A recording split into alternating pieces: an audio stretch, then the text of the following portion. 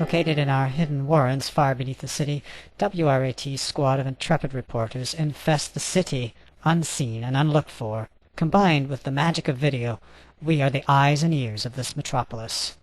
And we're here 24/365 for you. We've received a call from Sergeant Rupert Tremblay of the Sewerston Security Organization, our infamous SSO, apparently from Sewerston South Supermall.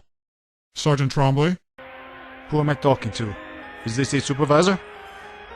The closest thing you'll find here at the moment.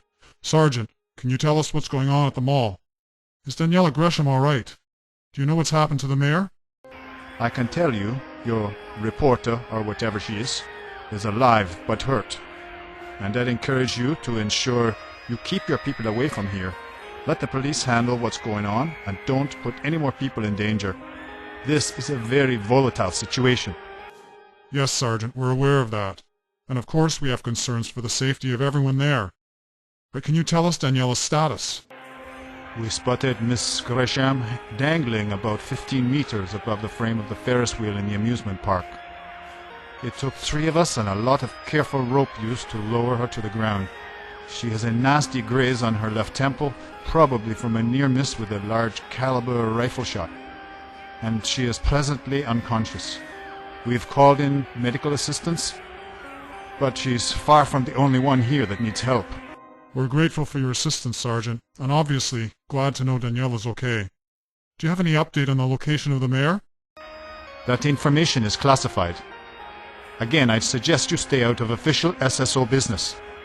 So you haven't managed to track him since the kidnappers got him out onto the lake? The lake? What do you mean? He was on the lake? How do you know this? I'd suggest you ask Daniela when she wakes up. We'll see what she has to say, all right. News people are always stepping... What is it, Sergeant? You're Miss Gresham. It seems she's no longer unconscious. I'd like to talk to her. Even if I wanted to, I couldn't help you with that. She's gone. Again, thank you for your help with this, Sergeant. I believe we can take it from here. Tell her to stay out of our business. If there are any further incidents, she may not be so lucky. Ms. Gresham can likely take care of herself, but I'll be sure to mention it to her. If Daniela is able to get up and walk away, she'll certainly call in at her first opportunity. We'll await her contact. It will be interesting to find out how she managed to survive the attack from the kidnappers. But most importantly, it's good to know she's not only alive, but still operational. Once again, WRAT's reporters have shown their character. As soon as Daniela reports in, we'll get her on the line. John Horton has word on the Tail Thrashers match from the Underworld Heap. John? Lana, this match is scheduled for a 100 frag time limit. The team reaching that score first wins the match. Normally this kind of total would take upwards of 3 hours to achieve, but the Thrashers' dominance in this new home venue is so complete that the Pirates have barely been able to get into the contest. The Tail Thrashers just racked up their 65th frag, an incredible 30 in the past 10 minutes. Almost like the Pirates are standing still while our Thrashers lead a dazzling dance around them. This is a match for the record books, Lana, and everyone here knows it. Go Tail Thrashers! We can certainly hope that this new energy the Thrashers are demonstrating will carry forward into their away matches as well. WRAT's field reporter Miguel Sanchez, who is in Jarlsberg, has managed to get through to us from a high-security line in the Jarlsberg weather bunker, originally designed as a fallout shelter. As Gerdrud recently reported, Jarlsberg is in the direct path of the approaching storm and is now experiencing its leading edge. Miguel, this is Lana. Are you there? Nana, the storm did not completely take Jarlsberg by surprise.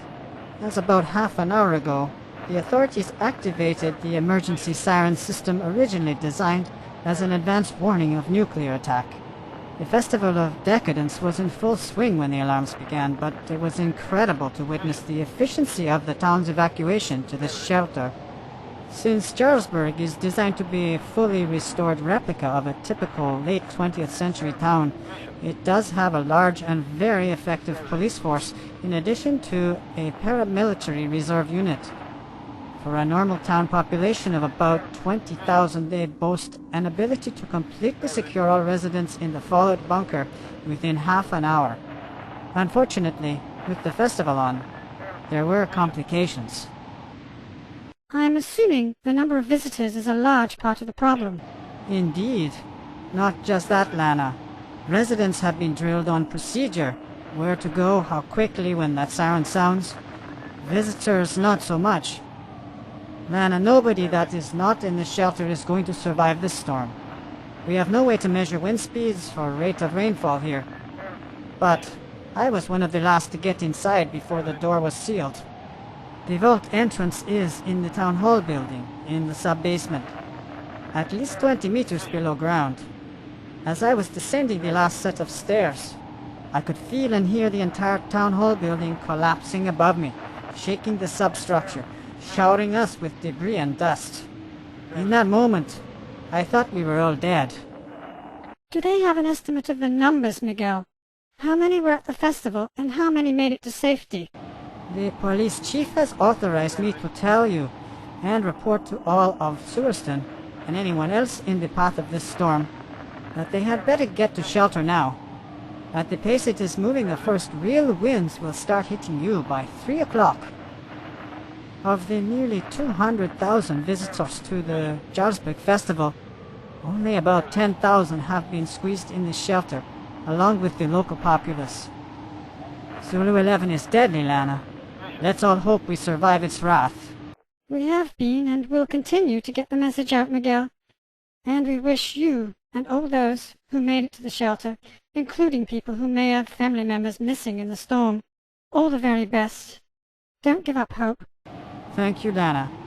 I will pass on your message. And see you again soon. A frightening report from a place that 2 hours ago was in full celebration mode, and a clear message to all Sewerston residents that if you do not have a modernized, storm-proof home or shelter, please get to the nearest identified place of refuge immediately. All subway service has ceased to operate and tunnels are now available as makeshift shelter facilities. Given the size of this storm, it's likely you will need to stay in the protected areas for as much as 24 hours. So please, come prepared with your own food and water supplies. Again, do not take this warning lightly. You may risk the lives of yourselves and of your families. For those who do live in storm-ready and modern sealed building structures, including the newest millennial hyper-condo towers across the city, we have word from Facilities Manager Henrik Alfredson at Millennial 631 in Sewerston North. Henrik, I understand you've been having some issues with your automated building environmental control due to the power surges in the megapolitan network. Well, Helen, it seems we are finally being faced with a perfect example of why it's essential that self-sufficient buildings such as ours are able to isolate themselves from the mega network. Already the combination of storm and riots in the downtown has caused severe fluctuations in the available shared supply. And this has been creating big challenges for our regulation stages, as well as causing system restart on a few of our automated control systems. Needless to say, the fluctuations are sure to only worsen, so we have activated our isolation relays, cutting our buildings off from the main megapolitan power systems. Using our own capture and storage systems, especially in a wind and lightning storm, we will be able to operate entirely independently for the foreseeable future. Can you explain just how closely all your systems are interlinked, and how you're able to manage independently without external connections? The Millennial Hyper Towers are all designed for self-sufficiency, Helen. We have a combination of wind turbine, solar array, and lightning capture systems built into the structure, which is designed to withstand up to 400 km/h winds. Power is stabilized and conditioned through a Stellus flywheel storage system built into the substructure. The wheel can power our building under normal operations for 6 hours with no additional power input. Usually we have surplus energy, which is fed back into the mega grid. However, that connection allows us to reverse power flow in an emergency situation or as in this case, disconnect and isolate ourselves entirely. The building systems are included in our automated network. Condo power, heating and cooling, water circulation and filter systems, waste extraction and water recycling and purification, air filtration and recirculation, automatic lighting and shuttering, building airlock access seals and controls. All incoming and outgoing data network feeds are actively filtered for noise that could cause potential damage. It's an amazing system, Helen, and I can assure all Millennial Hyper residents that each tower has already been placed in isolation mode. There will be no concerns for our buildings during the coming storm. And are you accepting other Suiston citizens in your buildings if they have no secure, storm-proof facilities available to them? A virtual meeting of our Building Management Council was convened about half an hour ago, and we agreed at that time not only to isolate in unison, but also to accommodate all we could. Each tower can provide temporary accommodation and shelter for about 1,000 citizens, over and above the normal residents. This number will be carefully controlled so that the building operation is not compromised. I'd advise needful citizens to act quickly. Thank you for this, Henrik. And thanks also to your council for supporting the well-being of Suiston's citizenry. I will, of course, give the council your message. Have a good day.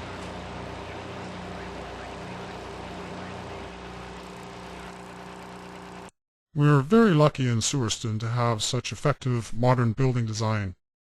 But not all of us live in these modern structures and need to rely on the megagrid for our energy feed. We've reached Mitsuo Tataki of Suiston Power Systems to find out how they are prepared to deal with the coming storm. Mitsuo? Hello, Adam. Thank you to WRAT for giving us this opportunity to reassure Suiston residents regarding our power grid security, stability, and reliability. SPS, as you know, is... Mitsuo, however much you would like to think of it that way, this is not a commercial spot. We're looking for some hard facts, not a lot of marketing jargon. Suiston's in a state of emergency. This is no time for politicized doublespeak. Just so. And I am prepared to supply what facts I am authorized to release. As most citizens will know, SPS uses a combination of solar, lightning, wind, tidal, geothermal, and orbit satellite sources to supply Suiston with its power needs. As you will see, all these are renewable sources. In addition, as your previous caller indicated, many self-powered facilities within the megalopolis feed their excess energy back into our system to help smooth out fluctuations in available capacity as needed. In fact, on an average daily basis, nearly 99% of the Suiston population is able to supply their own power, some of them feeding the excess back to us to be redistributed over the remaining 1%. As you can probably tell, much of our power generation capacity is therefore resold outside the Suiston area to peripheral towns and cities at a shared profit to Suiston. However, it is available, of course, on demand when our megalopolis requires it. Okay, so you're saying then that you have capacity to feed not only Suiston's needs in a high demand period, but also those other communities that rely on you for their energy needs? Exactly. And when the city's power donors dry up, we can take up the slack by ramping up our own feed. Mitsuo, just how much power does this megalopolis consume in a typical daily peak period? In normal conditions, we would anticipate about 10 megawatts.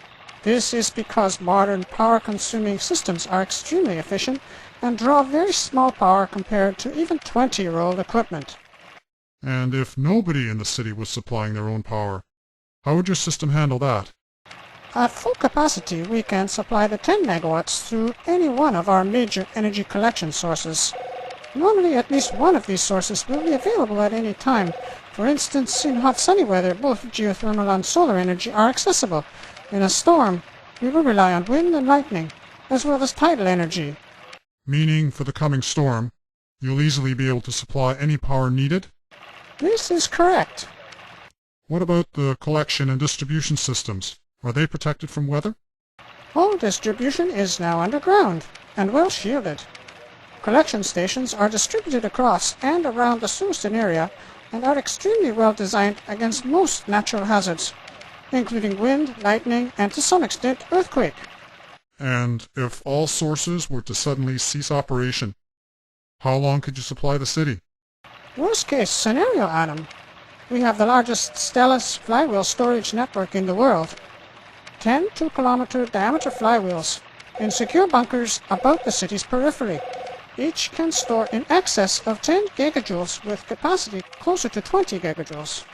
Should the city suddenly demand all its power from us, which seems highly unlikely, and we not be able to generate any additional power, these wheels could keep the city fully powered for about 3 to 4 hours. If the normally self-powered buildings were not requiring power, this period would be extended to approximately 2 weeks. And that assumes you do not have any energy feeding in from your sources?